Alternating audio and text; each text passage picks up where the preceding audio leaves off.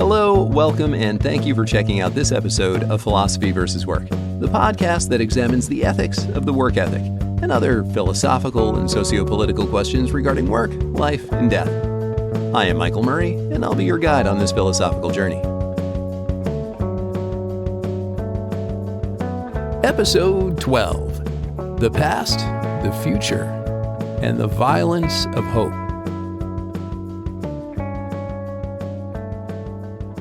Those old capricious fancies, friend. You say your palate naught can please. I hear you bluster, spit, and wheeze. My love, my patience will soon end. Pluck up your courage, follow me. Here's a fat toad. Now then, don't blink, swallow it whole, nor pause to think. From your dyspepsia, you'll be free. A Cure for Pessimism, from Jest, Ruse, and Revenge. Friedrich Nietzsche, Der Fröhliche Wissenschaft, The Gay Science.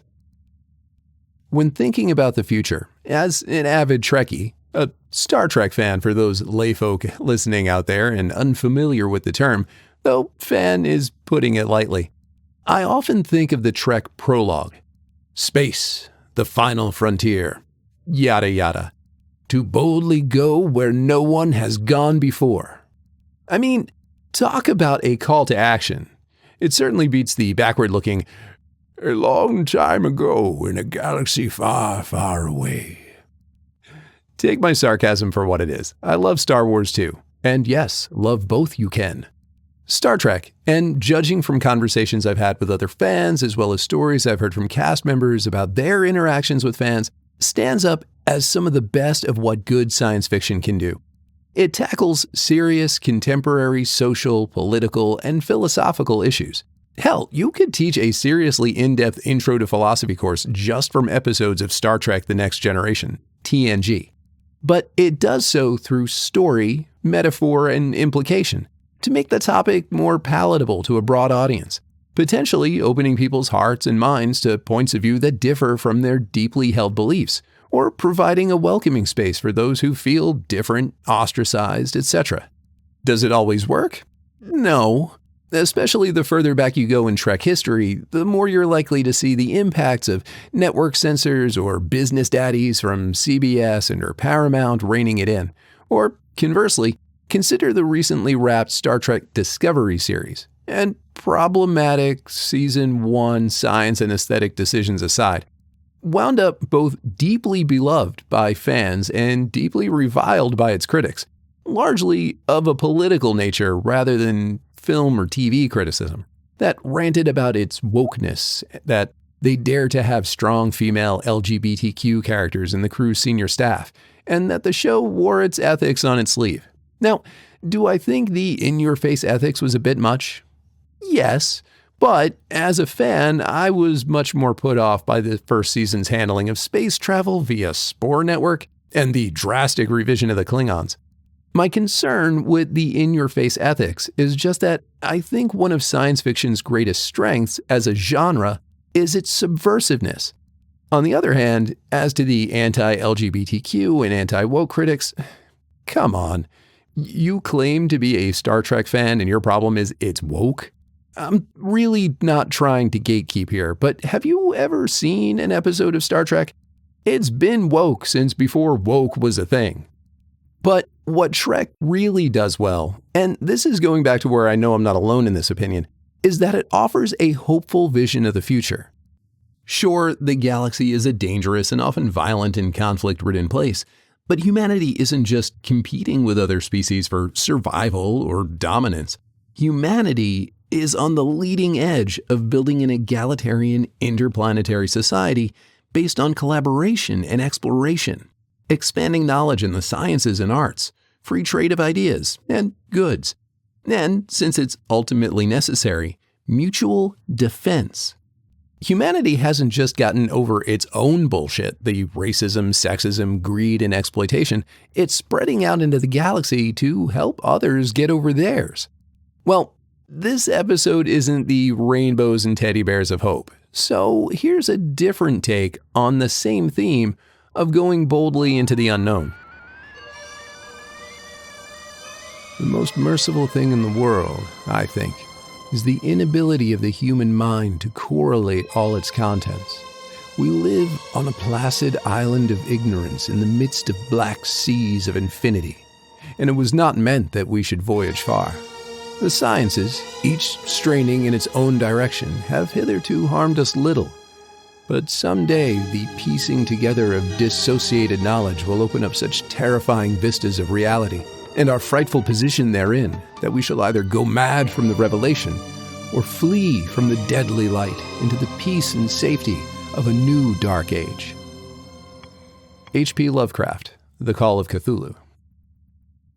In this episode, we start addressing some of the serious problems with utopian thinking, and especially progressive narratives, such as the one presented by Dr. Martin Luther King Jr.'s 1968 speech at the National Cathedral, in which he famously noted, "The arc of the moral universe is long, but it bends toward justice." Now, to be fair, I can't claim credit for coining the phrase, "the violence of hope." It was the title of a cross-listed grad, undergrad, different assignments, same readings and lectures, religious studies, philosophy, and Masters of Liberal Studies class that I took back in 2015, taught by professors Dr. Joe Winters, now at Duke, and Dr. Kent Britnall, still at UNCC. Here's a bit of the course description from the syllabus. Quote, "It would seem that hope is the most basic desire, and as a desire for a better, more just, more equitable future, it would seem that it is a commendable, or at the very least, neutral one. Yet hope, especially when linked to a desire for recognition and respect, often enables the order of things to stay in place. It all too often attaches the hopeful to narratives, arrangements, and identities that are funded by violence, exclusion, and hierarchy. Hope, despite its relation to desire for change and transformation, may, from another perspective, be understood as an inherently conservative vice." The course surveyed some works from Hegel and Marx, Bataille, Freud, Theodor Adorno. Now, we haven't addressed anything by Adorno yet, so in brief, he was a German philosopher and social critic exiled from Germany as a non-Aryan. His father had been German and Jewish but converted, and his mother was a Corsican and Catholic. He was the director of the Institute for Social Research, the predecessor to the New School for Social Research in New York, had been a collaborator of Walter Benjamin's, who I'm excited that we'll start working with today, Ernst Bloch, and frequently with Max Horkheimer. He principally wrote on social theory, authoritarianism and fascism, aesthetics, music theory, popular and mass media, and Marxism.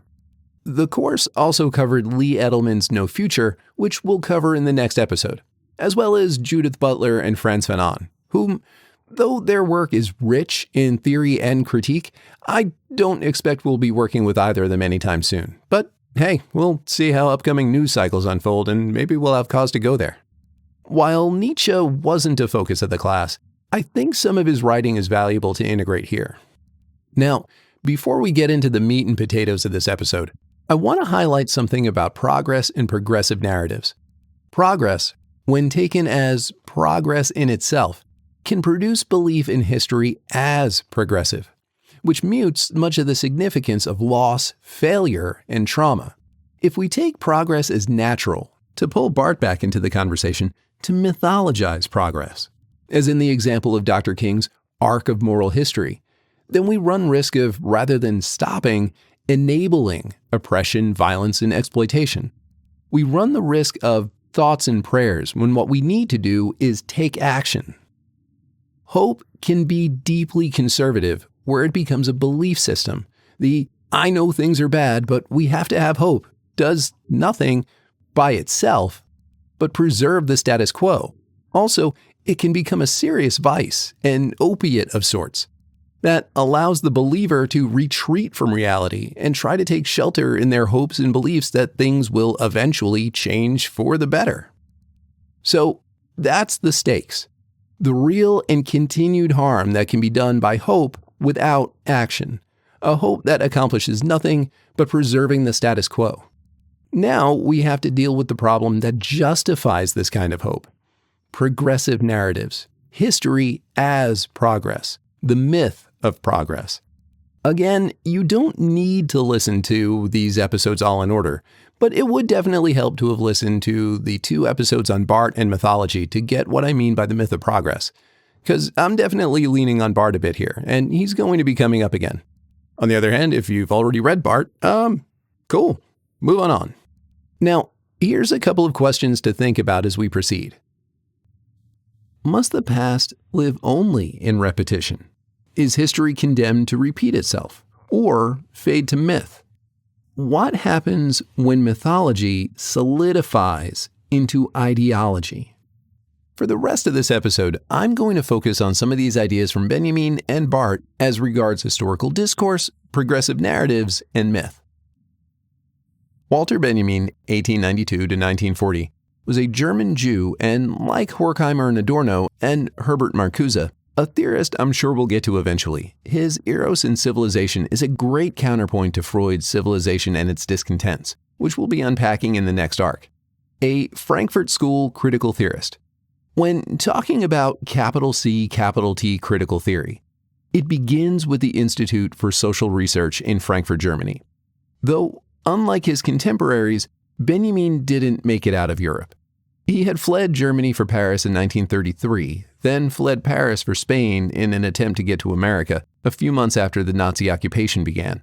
He made it to the Spanish coast when Franco, dictator of Spain and ally of Hitler, and also strongly supported at the time by American conservatives, especially conservative Catholics and isolationists, a group whose leadership, including some sitting U.S. congressmen, had close ties to Hitler and his propaganda minister Joseph Goebbels, as well as the leadership of some American companies such as the Texas Oil Company, now Texaco, General Motors, and, no surprise, Ford, led by renowned racist and anti-Semite Henri Ford.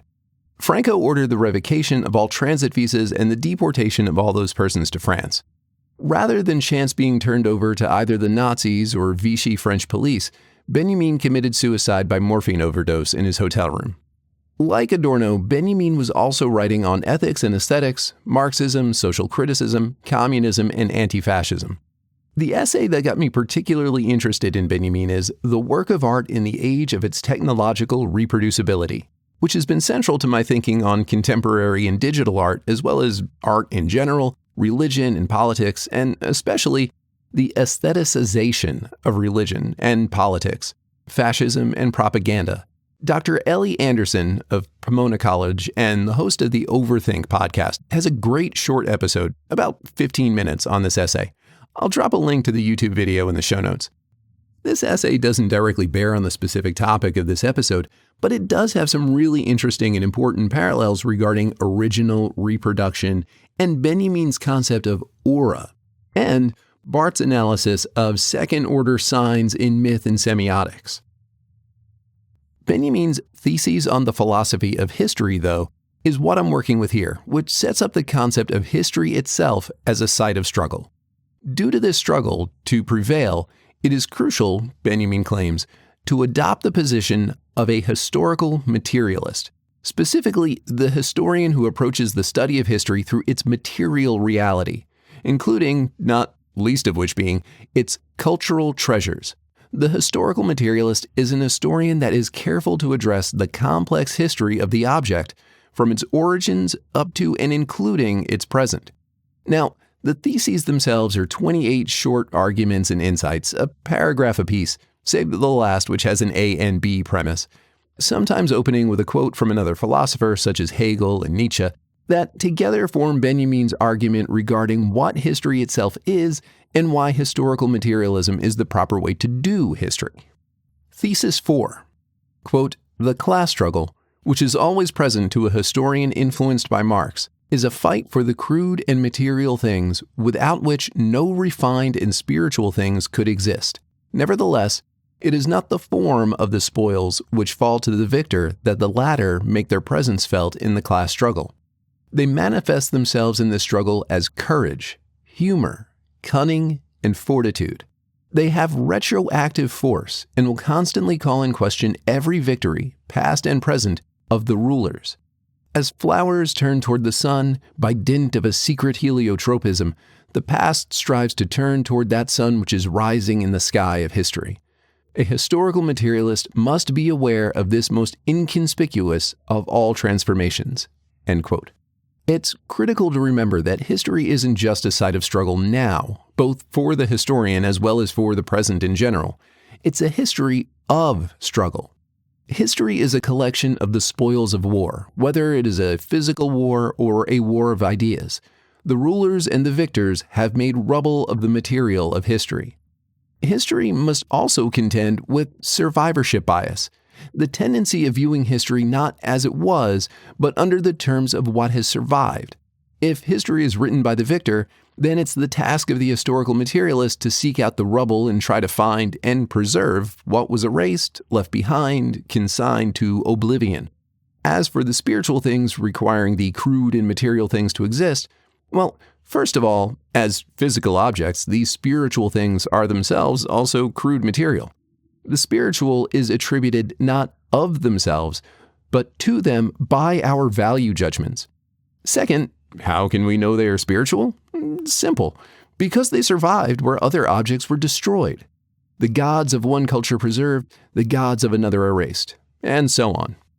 Quick aside on this, another thing that I was listening to regarding survivorship bias. If you turn on a classic rock station and you hear the same songs over and over again and think that's the entirety of the 70s, well, those were the hits from the 70s that survived. That doesn't mean that was all the music from the 70s. That's just the material, the spoils that were kept. With history itself being a site of struggle, this is where Barthes comes back in. In his conclusion to Mythologies, Barthes states that, quote, "There is as yet only one possible choice, and this choice can bear only on two equally extreme methods. Either to posit a reality which is entirely permeable to history and ideologize, or, conversely, to posit a reality which is ultimately impenetrable, irreducible, and in this case, poetize. In a word, I do not yet see a synthesis between ideology and poetry. By poetry, I understand in a very general way the search for the inalienable meaning of things. The fact that we cannot manage to achieve more than an unstable grasp of reality doubtless gives the measure of our present alienation. We constantly drift between the object and its demystification, powerless to render its wholeness." End quote. Recall, Barthes was seeking the definition of things, not words. He was investigating the meanings of first and second order signs in the manner of linguistics, as applied to all the material things of culture, including images and words. Also, a quick word on poetry as seeking the inalienable meaning of things. Without trying to explain a philosophy of poetry, this can be taken all the way back to Plato and his criticism of writing in the Phaedrus, one of Plato's dialogues, in which he criticizes writing as a poor form of rhetoric that, ironically, was a written work. Rather than arguing his position through prose, Plato, it's generally accepted, invented a new style of writing in the form of rhetorical dialogue, where his protagonist, Socrates, argues with other characters, some real, many fictitious, and often in a poetic form. Another interpretation of this comes from Heidegger's analysis in The Question Concerning Technology regarding poiesis as a creative bringing forth into existence. So, as opposed to ideologizing, not merely mythologizing and replacing a sign's meaning with another concept to serve one's agenda, but ossifying, to make like stone, solid, impermeable, that myth. Poetizing is to bring forth the inalienable meaning, a meaning that cannot be replaced, mystified, or subverted. If this is the case, that we must constantly drift between the object and its demystification, then it seems that we do historical materialism by seeking to reconcile this drift. Now, personally, I don't believe we can ever do this fully, and I think Benjamin provides a great, if theoretically dense, explanation why in his The Work of Art essay that I mentioned earlier. Without getting too much off the topic of progressive narratives and hope, in the Work of Art essay, Benjamin identifies what he calls the work of art's aura, the combination of what it is as well as its historical presence. Da Vinci's Mona Lisa isn't simply a painting, it is its entire history. It's Da Vinci, the Renaissance, her mysterious smile, the Louvre, the Nazi occupation of Paris, the crowds that continue to flock to the Louvre today to catch a glimpse of it. By the way, if you really want a good look at it, and I'm gonna hate sharing this secret, go to Paris in early March when the weather is still shit and the city isn't flooded with tourists. I managed to get to the Louvre the last Saturday of a spring break in Paris existentialism seminar, and there were maybe 40 other people in the room with me. It only took a few minutes for me to get right in front of it with an unobstructed view, save the thick security glass, and it's fine. I mean, don't get me wrong, it's a beautiful painting, but it's a real study in don't meet your heroes. It's small, especially compared to other monumental paintings really close to it, and all of the security around it, the glass plating, the velvet ropes, all make it difficult to get a good look at the fine detail and brushstrokes. But the aura is unmistakable, at least for an art lover. To be that close to a work of Leonardo da Vinci's, that was pretty cool. I will also note, though, it wasn't close experientially to some other pieces that I saw that day, like the Nike of Samothrace, possibly my favorite sculpture of all time, which stands on a plinth on a broad stairway landing at the end of a long hall. Approaching it and finally seeing it in person nearly brought me to tears. Or Delacroix's Liberty Leading the People, which, according to the museum, that whole hall's contents had been pulled from display for a renovation. But that had apparently been completed early and the display reopened. Back to the point. I believe it's the historical object's aura that intervenes in finally reconciling the drift between object and demystification, animating the drift from object to mystification. Okay, what does all this talk about myth, poetry, and aura have to do with the violence of hope? Well, it's not just myth as a type of speech that one needs to be concerned about, but the threat that myth poses to history through mythologizing, ideologizing, and naturalizing history, progress, and the future by relegating the historical rubble and the replaced first-order meanings to the dustbin of history, oblivion. Quick side note, I think the greatest representation, at least that I've ever seen, of oblivion is the memory dump from Inside Out. I won't spoil the scene just in case any of you listening still haven't seen the first one. And if you haven't, what are you waiting for? This movie really is great. But the whole idea of a literal trash heap of forgotten memories consigned to oblivion is just brilliant.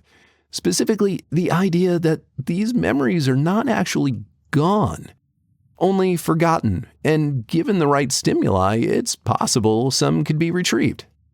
So, back to Benjamin.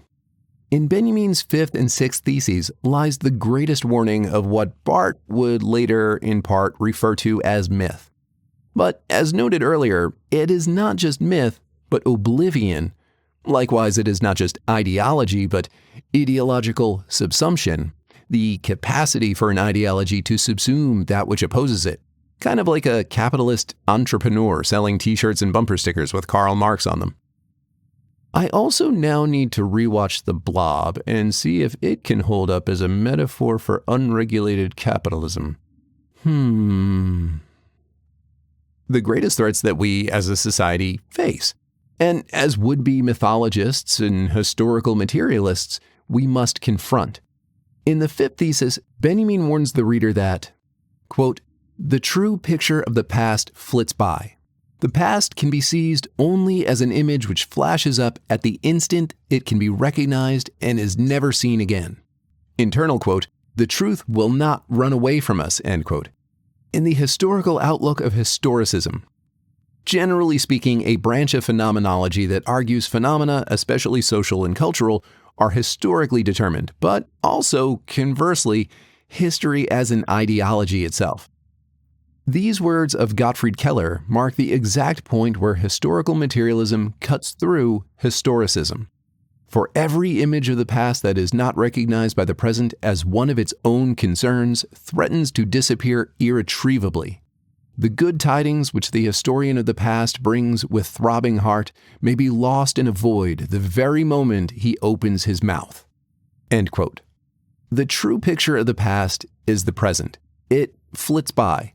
It is here only in the specific moment, but lives on in memory and in the materials of history.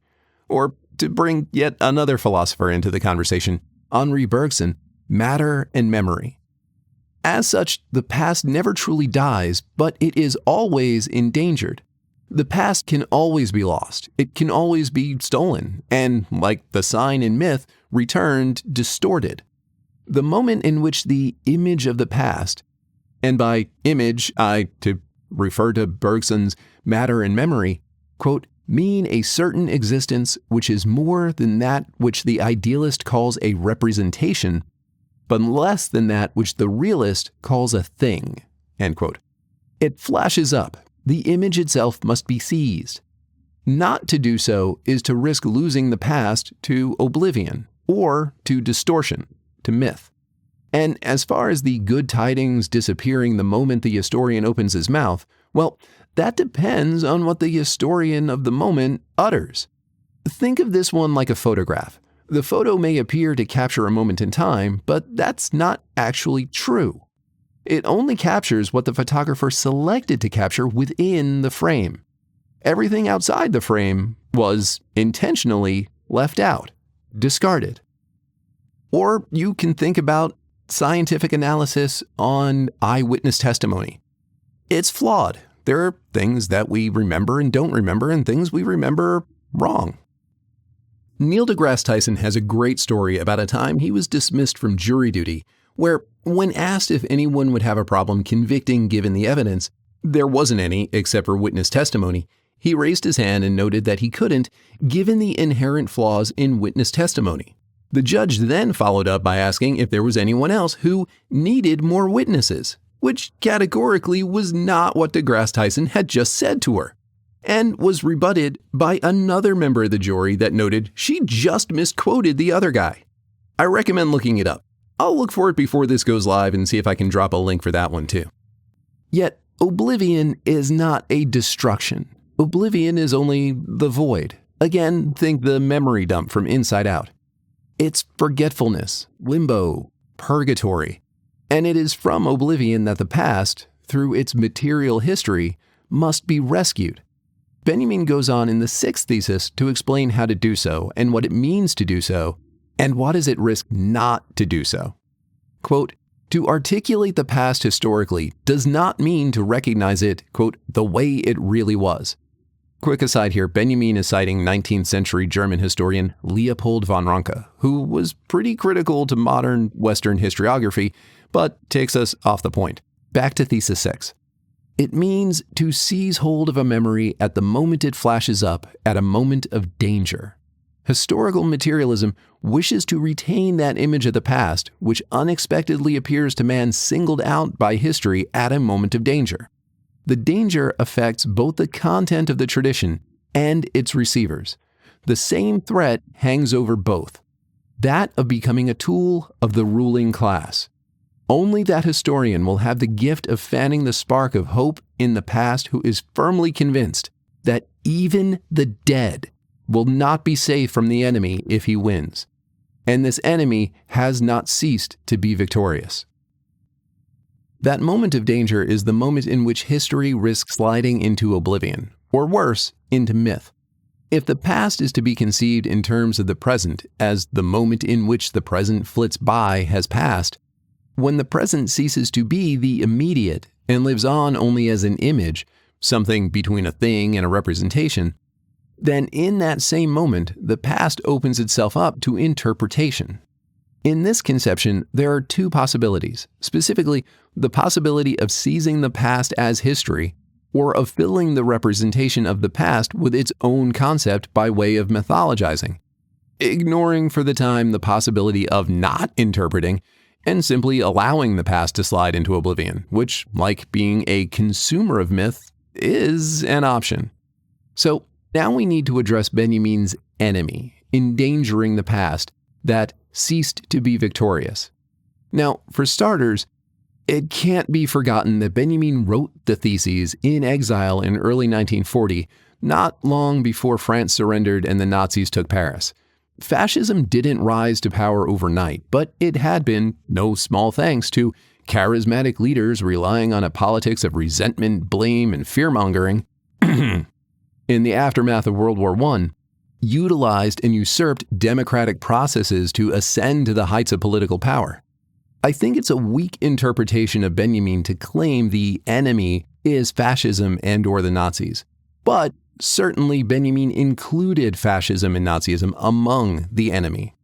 And despite Trump and Vance's current obsession with Democrats being, quote, Marxist, communist fascists, fascism is itself a far-right ideology, fundamentally opposed to democracy, liberalism, socialism, and communism that sees as its ultimate enemy Marxist ideologies. A Marxist fascist is not a thing. Have there been and are there authoritarian or totalitarian dictators that have claimed to be Marxists, socialists, and communists? Yes, certainly.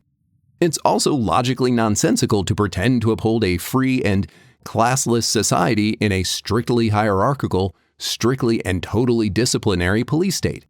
However, it's categorically impossible to be a liberal, socialist, communist, or Democrat and a fascist. These ideals are fundamentally at odds with each other.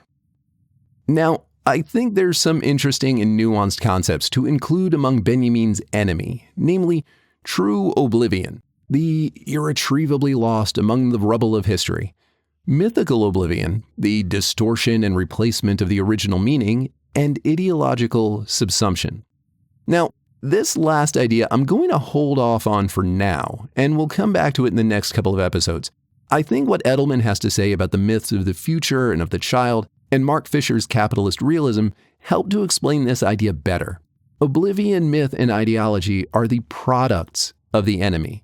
The enemy itself is the ruling class that creates oblivion, myth, and ideology in their gathering of the spoils of history, in what they collect, what they leave behind or destroy, and in what they transform to fit their narratives. This is where I think Nietzsche becomes important to include. Now, I don't want to go too far off the rails here. This is already going to be a long-ish episode, and we're going to be revisiting Nietzsche in at least 2 episodes in the next arc, on his The Genealogy of Morality and on Deleuze's Nietzsche and Philosophy, plus an episode on ressentiment and nihilism in the arc following that. Suffice to say, it is not just the ruling class that erases, mythologizes, and ideologizes history. Where, on the one hand, and in multiple works, Nietzsche refers to what he calls the will to power, der Wille zur Macht, the animating force of life in humanity. Western morality, the ascetic morality of the priests, however, seeks to debase, to neuter the will to power, and is based instead on a weak will to power, resentment. Ressentiment, the weak will to power, also strives to form narratives, and these narratives, as we noted in the last episode, valorize weakness, subservience, self-denial. They scapegoat, blame one's perceived lack of power on some other group. And while Nietzsche lays the primary fault of these kinds of narratives and moralities on religion and the priestly class, he also foreshadows the rise of grievance politics and fascism. Another quick aside.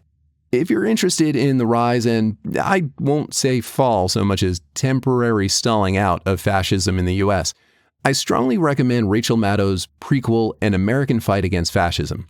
It's a well-researched and well-told history of the far right in the US in the years between World War I and II, with some particularly horrifying parallels between groups like the Republican Isolationists, the Christian Front, and the Silver Shirts, and modern MAGA Republicans, evangelicals, and groups like the Proud Boys.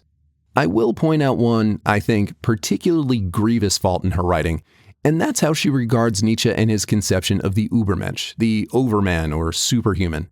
Unfortunately, rather than referring directly to Nietzsche or scholarship regarding Nietzsche, she refers to Nazi and fascist writing on Nietzsche, which was taken wholly out of context. Much of Nietzsche's writing that was appropriated by the Nazis was unpublished and unfinished notes and manuscripts, written or left unfinished because Nietzsche was deteriorating and dying from syphilis, was given to the Nazis by Nietzsche's sister, who was a Nazi sympathizer and married to a German nationalist and anti-Semite. And as we're on the topic of erasure, myth, and ideology, While many modern Republicans have been trying to redeem or sanitize the term nationalism, it's important to remember that its use in the sense of the more benign patriotism has been linguistically obsolete since about the 19th century. And especially from the early 20th century on, the term has referred to racial and/or religious bigotry as national identity. If we mythologize history and progress, and as Barthes readers or consumers of myths, this is precisely what I propose that we generally do, then we enable both, 1, ideas like MAGA, fueled by resentment and grievance, to turn us, those of us subject to work, subject to capital, subject to a ruling class, etc., those whom Marx, following from the social classes of ancient Rome, dubbed the proletariat, the wage earners, the social class for whom their labor power is worth more to the economy than their wealth, against one another.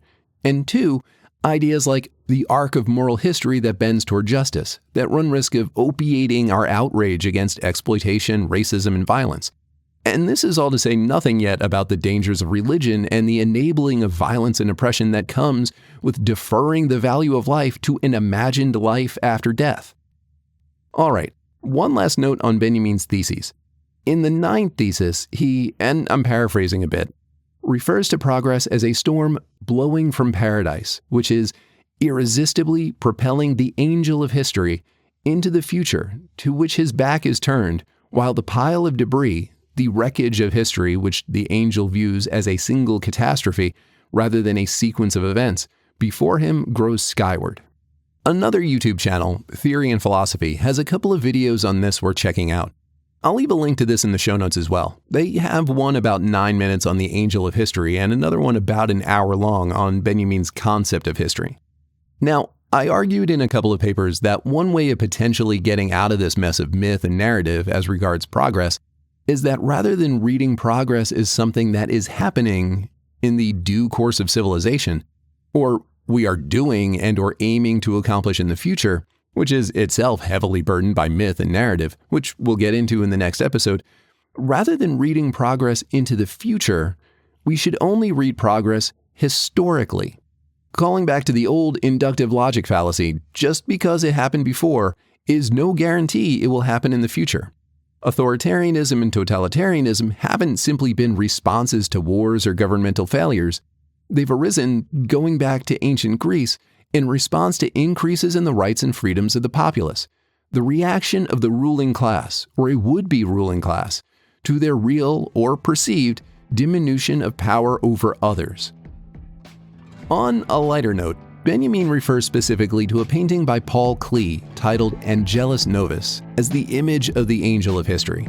Now, if Angelus Novus is how we can imagine the angel of history, perhaps it is in one of my favorite romantic painters, Caspar Friedrich's Wanderer on the Mists, that we can imagine the angel of the future, a figure, their feet planted solidly in the present moment, their back to us, staring off into the horizon, the field below shrouded in a dense mist, obscured from vision, but there, just out of reach.